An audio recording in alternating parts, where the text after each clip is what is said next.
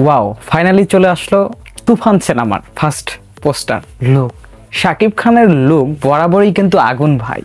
যদি শাকিব খানকে ভালোভাবে কাজে লাগাতে পারেন, ভালো লুক দিতে পারেন, কস্টিউম দিতে পারেন, তো সেই ক্ষেত্রে শাকিব খান অলওয়েজ ফায়ার।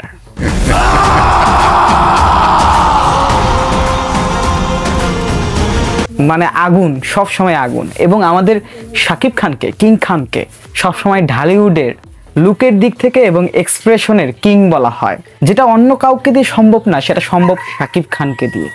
বরাবরের মতো তুফানেও ঠিক একই ঘটেছে, নিত্য নতুন লুক নিয়ে আসতেছেন সুপারস্টার শাকিব খান। তবে এই পোস্টারটা দেখে অন্যরকম লাগতেছে, যে শাকিব খানকে আমরা বিগত দিনে দেখতে পারিনি, সেই ধরনের একটি লুক দিয়েছে। এবং শাকিব খানের চোখের দিকে তাকালে আপনার মনে হবে যে কমার্শিয়াল শাকিব খান, শাকিব খানের চোখে প্রতিশোধের তৃষ্ণা আছে। শাকিব খান তথা তুফানের হাতে তুলে দিতে হবে গোটা দেশকে।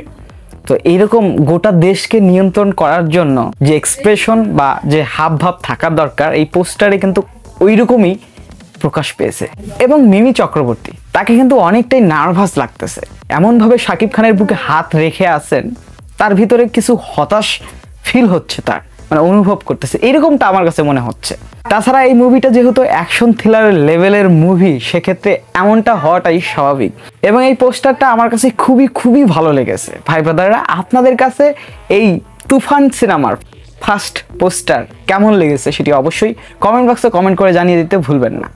তুফান, খুব ভয় পাইছি রে।